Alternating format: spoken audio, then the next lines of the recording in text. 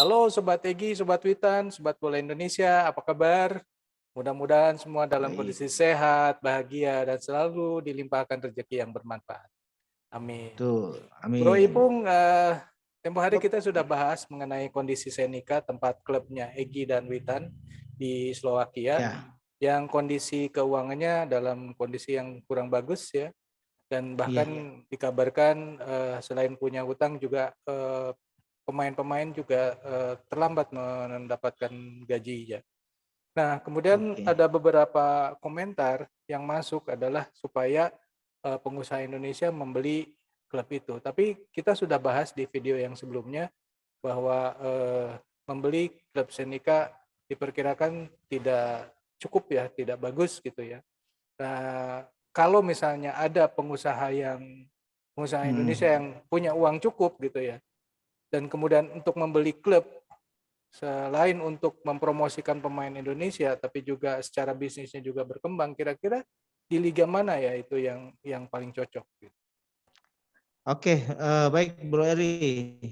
Jadi begini, kalau kita melihat pada exposure liga yang kemudian mempunyai banyak jam siar yang kemudian diabsorb oleh TV-TV di luar negeri Hmm. untuk kemudian didistribusikan ke seluruh dunia, kita melihat ada 5 liga terbaik.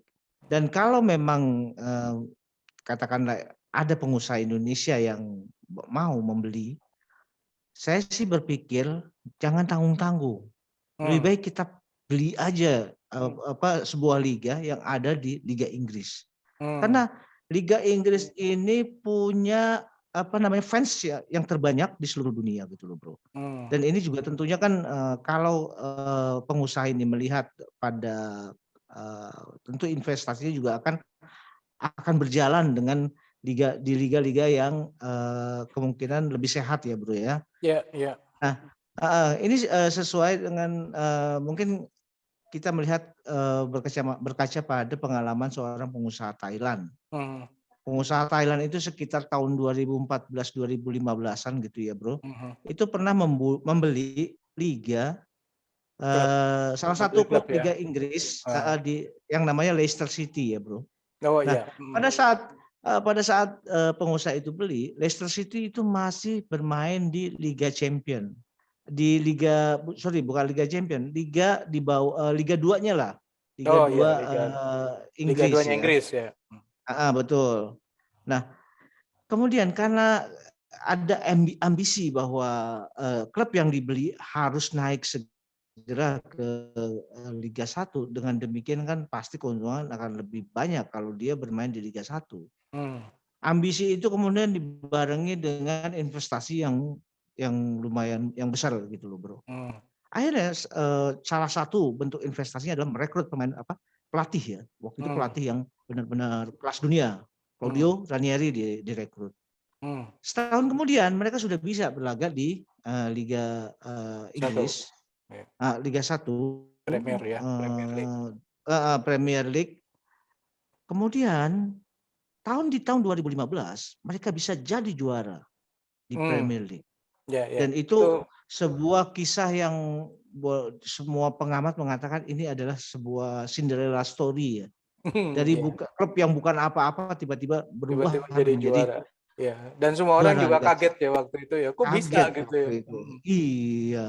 Jadi, pengalaman seperti itu mungkin bisa dilakukan. Oke lah, katakanlah pengusaha Indonesia tidak perlu berpikir akan membeli langsung klub Liga 1. Karena itu tentu membutuhkan investasi yang jauh lebih besar ya. Coba aja kita merujuk pada Liga 2 atau Liga 3-nya di Liga Inggris.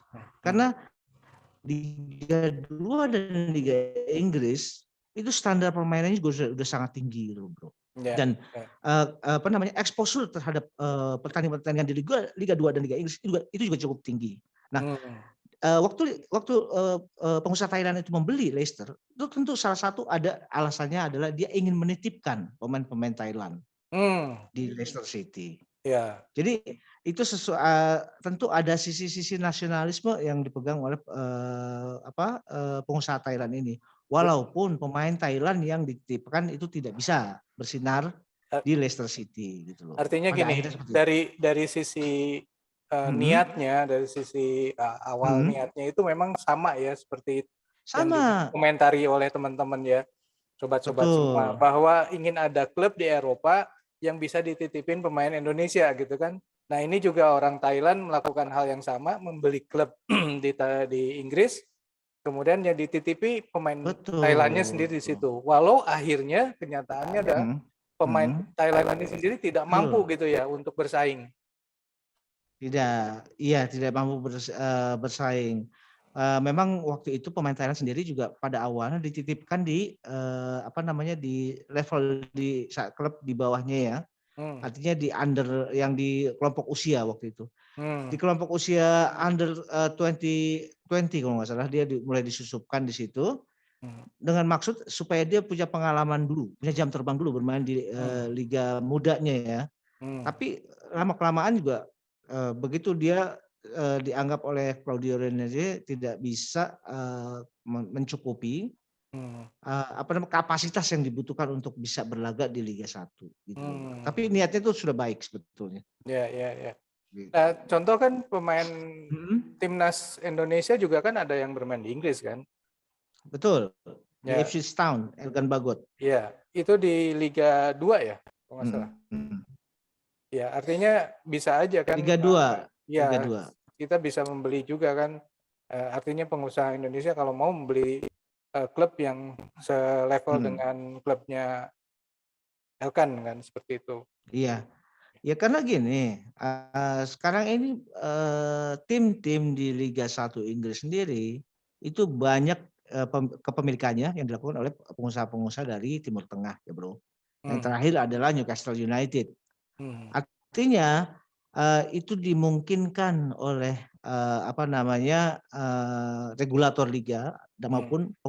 maupun pemerintah Inggris. Hmm. Karena tetap saja walaupun embel-embelnya adalah klub, tapi ini adalah sebuah entitas bisnis gitu loh, Bro. Ya, benar, benar, benar.